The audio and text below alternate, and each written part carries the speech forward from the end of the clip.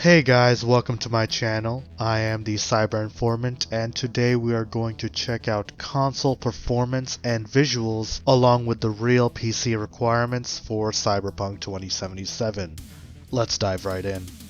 So CDPR just dropped a new gameplay demo featuring the Xbox One X and the Xbox Series X.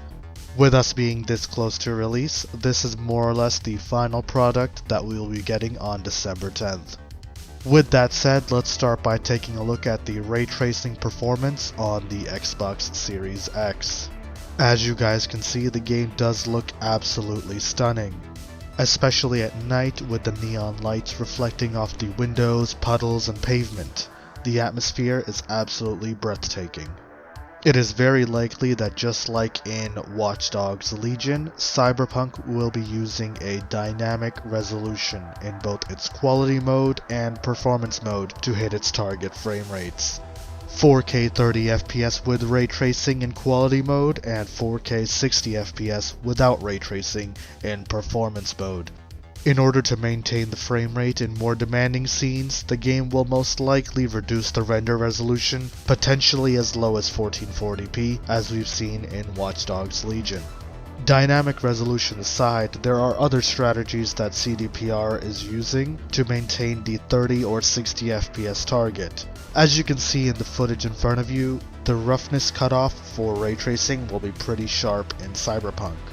The roughness cutoff of a game is basically the point at which the game will treat a rough surface, such as cement or textured walls, as uneven, so the light will bounce off it more randomly and unpredictably, which needs more horsepower from the GPU. CDPR kept the cutoff fairly short here. As you can see, the reflections next to the puddles become softer as we get closer, since the game is now rendering the roughness of the surface. This does give it more of a realistic appeal, but of course, it can't be done to the entire scene. My best guess for the minimum graphics card that you will be needing to hit the same graphical fidelity as the Xbox Series X is probably going to be an RTX 2060 Super. As we've known for a while, CD Projekt Red did say that a GTX 1060 will be the recommended spec for playing this game, but obviously since it does not support ray tracing and you want the maximum possible fidelity, or even at least matching the Series X, we're going to need at least a 2060 Super. The reason the requirement for ray tracing here is so low is simply because CDPR did say that they are implementing DLSS 2.0 in the game. This gives a huge performance boost while ray tracing is active.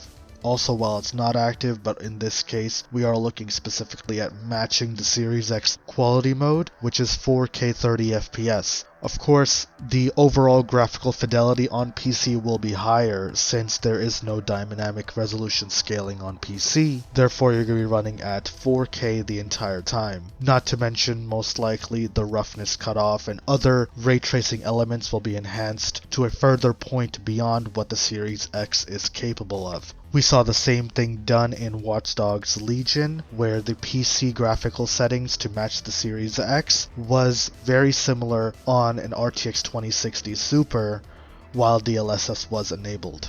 Next up is the Xbox One X, which by all means looks good, but is considerably worse than the Series X. There does seem to be a considerable downgrade in resolution, and there is no ray tracing since the console simply doesn't support it.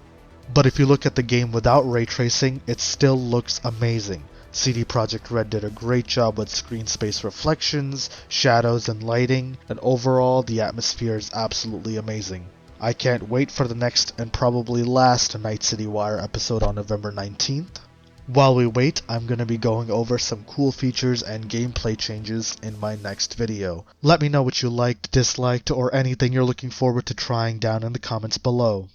Hit like and subscribe if you want to stay in the loop with all the upcoming Cyberpunk 2077 news. Alright guys, that's all for today. Catch you in the next one.